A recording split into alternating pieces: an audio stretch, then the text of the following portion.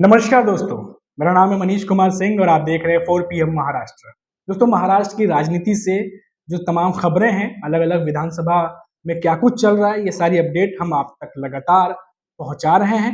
और इन सब के बीच एक बड़ी खबर आई है और बड़ी खबर ये है कि जिस तरीके से एमवीए और एनडीए एक दूसरे पर निशाना साध रहे हैं, साफ जाहिर है कि सभी को पता है कि अब ये बहुत ही ज्यादा क्रूशियल मूवमेंट है, क्योंकि 20 नवंबर को महाराष्ट्र के मतदाता वोट करने उतरेंगे और ऐसे में कोई भी दल अपनी तरफ से कोई कोर कसर नहीं छोड़ना चाहता। इसी का नतीजा है कि देश के प्रधानमंत्री नरेंद्र मोदी भी महाराष्ट्र में है, उत्तर प्रदेश के सीएम योगी आदित्यनाथ भी महाराष्ट्र में है और लगातार दौरे कर रहे हैं। और उनके दौरे के बीच में जो कुछ भी बयानबाजी हो रही है, उसको लेके महाराष्ट्र में सियासत गर्माती जा रही है। आपको पता होगा बटेंगे कटेंगे पर कितना ज्यादा जो है वो विवाद हुआ है। तमाम नेताओं ने जमकर इस पर राजनीति की है, तमाम विवादों पर बयान भी आए हैं तमाम लोगों के। इन सब के बीच नरेंद्र मोदी जो है उन्होंने कहा कि एक है तो सेफ है। अब इसको लेकर के संजय राउत जो कि यूबीटी पक्ष के बड़े नेता हैं, उन्होंने नरेंद्र मोदी पर निशाना साधा। उन्होंने कहा कि नरेंद्र मोदी ये कहते हैं कि एक है तो सेफ है, लेकिन आपके महाराष्ट्र आने से और इस तरीके के बयान देने से हम अनसेफ हो जाते हैं। तो ये इस प्रकार की बयानबाजी करने की नौबत प्रधानमंत्री पर क्यों आ रही है? बटेंगे तो कटेंगे नहीं चला, बटेंगे तो कटेंगे लोगों ने फेंक दिया हमारे यहाँ। अब एक है तो सेफ है, किसको आप एक कर रहे हो, किसको सेफ कर रहे हो? इस राज्य की पूरी जनता आपकी नहीं है क्या? इस देश की पूरी जनता आपकी नहीं है? हम सेफ है महाराष्ट्र में और हमको ज्यादा सेफ होना है, इसलिए हमको बीजेपी को यहां से निकालना है।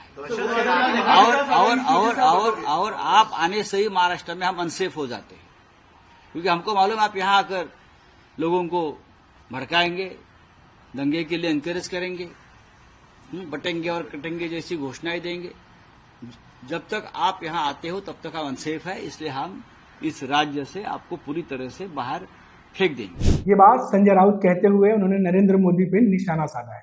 साफ तौर पर जाहिर है कि जो भी नैरेटिव बीजेपी की तरफ से कोशिश की जा रही है बनाने की, उसे तोड़ने की कोशिश एनडीए गठबंधन के नेता लगातार कर रहे हैं। आपको बता दें कि उद्धव ठाकरे की तरफ से भी एक बड़ा बयान आया दोस्तों। उद्धव ठाकरे ने कहा है कि जितने भी महाराष्ट्र में पोस्टर लगे हैं, आप देखेंगे उसमें बाला साहब की तस्वीर दिखाई दे रही है, लेकिन किसी भी पोस्टर पर नरेंद्र मोदी या अमित शाह के बड़े बड़े होर्डिंग्स या पोस्टर नहीं लगे, इतने दिखाई दे रहे हैं। इसका कारण यह है कि नरेंद्र मोदी और अमित शाह इस बार महाराष्ट्र में हार की गारंटी है, इसलिए बड़े बड़े पोस्टर्स पर उनके फोटो तस्वीर नहीं लगी है। ये उद्धव ठाकरे की तरफ से कहा गया है दोस्तों। तो अब लगातार एमवीए के जो तमाम नेता हैं वो लगातार एनडीए गठबंधन पर निशाना साध रहे हैं और वहीं प्रधानमंत्री नरेंद्र मोदी जो कि करीब करीब 9 रैलियां करने वाले हैं, वो भी अपनी रैलियों में कांग्रेस और एनडीए के नेताओं पर निशाना साध रहे हैं। अभी हाल ही में उन्होंने जिस तरीके से रैलियां की हैं, अभी कांग्रेस पर भी भ्रष्टाचार का आरोप और एनडीए गठबंधन में भ्रष्टाचार के ऊपर वो बात कर रहे हैं और कह रहे हैं कि एनडीए गठबंधन और कांग्रेस जो है वो भ्रष्टाचार को बढ़ावा देती है। कई सारे अपने तरीके से उन्होंने बातों को कहा है, लेकिन लगातार आप देखिए कि महाराष्ट्र में शरद पवार हों, उद्धव ठाकरे हों और या फिर नाना पटोले हों, कांग्रेस के तमाम जो नेता हो, वो भी भ्रष्टाचार को ही मुद्दा बना करके इस बार महायुति को घेरने की कोशिश कर रहे हैं। अब आप देख लीजिए, चाहे छत्रपति शिवाजी महाराज का जो स्टैचू है वो गिरना हो, उस पर भी भ्रष्टाचार के मामले बना करके तमाम आरोप जो है एनडीए गठबंधन की तरफ से लगाए गए। उसके बाद जितनी भी परियोजनाएं चलती हैं उसको लेकर के बात कही गई, फिर धारावी जो प्रोजेक्ट चल रहा है उसको लेकर के बात कही गई और उद्धव ठाकरे ने तो अपने मैनिफेस्टो में कहा भी है कि हम लौटेंगे तो धारावी प्रोजेक्ट को ही रद्द कर देंगे। तो कई सारी ऐसी बातें हैं जो अब इस बार के विधानसभा चुनाव में दिन पर दिन गर्माती जा रही हैं। सबसे बड़ी बात यह है दोस्तों कि प्रधानमंत्री नरेंद्र मोदी जिस तरीके से उन्होंने रैली की है, जिस तरीके से वो टारगेट कर रहे हैं कांग्रेस को और एनडीए गठबंधन को, जाहिर सी बात है उद्धव ठाकरे भी जो है वो उधर से जवाबी हमला कर रहे हैं। आज जो ताजा उदाहरण मैंने आपको बताया कि एक है तो सेफ है, अब प्रधानमंत्री नरेंद्र मोदी ने ये बात कही है तो जाहिर सी बात है कि बीजेपी के तमाम नेता भी इस पर बयान देते ही। और ऐसे में आपको बता दें कि स्मृति ईरानी वो भी इन दिनों महाराष्ट्र में है दोस्तों, और क्योंकि बीजेपी ये बात समझ रही है कि इस बार का चुनाव उनके लिए आसान नहीं है जिस तरीके से 2014 या 19 में था, लेकिन इसीलिए तो बीजेपी के तमाम बड़े नेता हैं वो महाराष्ट्र पहुंचे हुए हैं। जैसा कि मैंने बताया, नरेंद्र मोदी हो, योगी आदित्यनाथ हो, स्मृति ईरानी हो, सभी महाराष्ट्र पहुंचे हुए हैं और तमाम जगहों पर जाकर संबोधन कर रहे हैं। अब स्मृति ईरानी ने भी एक है तो सेफ है को लेकर के बयान दिया है और कहा है कि अब लोगों को एक करना भी जो है वो गुनाह हो गया है एक तरीके से।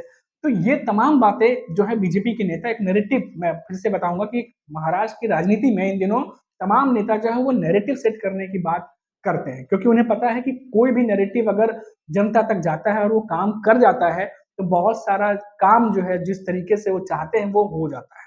और आपको दोस्तों बता दें कि ग्राउंड रियलिटी ये है कि मैं लगातार अलग अलग चुनाव के विधानसभा चुनाव पे जा रहा हूँ। मुंबई की कम से कम 10 से 11 विधानसभा सीटों पर जा चुका हूं मैं, और वहां पर लोगों से जब मैंने बात की, यकीन मानिए लोगों में बहुत ज्यादा इस चीज का कोई लेना देना है ही नहीं, बटेंगे तो कटेंगे या एक है तो सेफ है, इन बातों को लेकर के जनता जो है वो क्या कह रही है दोस्तों। जनता से जब हमने बात की तो उनका ये कहना है कि जो प्रॉब्लम्स उन्हें आ रही हैं, जिस तरीके से रोजगार में कमी आई है, जिस तरीके से जो धंधे उद्योग चल रहे थे उनमें जो मुनाफा है वो कम हुआ है लोगों का, या फिर जिस तरीके से महंगाई बढ़ी है, इन चीजों पर ध्यान देने की बात जनता कह रही है। लेकिन अगर हम देखें तो महाराष्ट्र की जो सियासत है वो किसी और ही चीजों पर जो है वो घूम रही है। तो महाराष्ट्र की जनता भी इन चीजों को देख रही है दोस्तों। हालांकि अब कई लोग ये भी कहते हैं कि हम जब किसी नेता को चुनते हैं तो वो जीतने के बाद किसी और पार्टी में चला जाता है, तो ऐसे में हम कैसे विश्वास करें कि जिस नेता को हम वोट दे रहे हैं वो उसी पार्टी के साथ रहेगा। ये भी बड़ा एक सवालिया निशान जो है महाराष्ट्र की पॉलिटिक्स में इन दोनों लगा हुआ है दोस्तों। और लेकिन जो ध्यान देने वाली बात है वो ये है कि महाराष्ट्र में लगातार इस बार एनडीए गठबंधन की तरफ से यह कहा गया है कि कुछ ऐसे नेताओं को टिकट दिया गया है जिन पर पार्टी भरोसा करती है और उन्हें लगता है कि ये आगे चल के पार्टी छोड़ करके नहीं जाएंगे। ये बात सामने आई थी, लेकिन ये चीज कितना कारगर होगी वो तो 20 तारीख को जब वोटिंग होगी और 23 को जब काउंटिंग होगी उसके बाद मालूम चलेगा। लेकिन अभी तक फिलहाल जो स्थिति बनी हुई है वो ये बनी हुई है कि प्रधानमंत्री नरेंद्र मोदी और योगी आदित्यनाथ हिंदुत्व के मुद्दे पर जो एक नैरेटिव है, बटेंगे तो कटेंगे, एक है तो सेफ है, इसको लगातार बनाने की कोशिश कर रही है। और वहीं दूसरी तरफ एनडीए गठबंधन, खासतौर से उद्धव ठाकरे और संजय राउत जो शिवसेना यूबीटी, उन्होंने ये कोशिश कर रहे हैं कि इस नैरेटिव को बनने से तोड़ा जाए।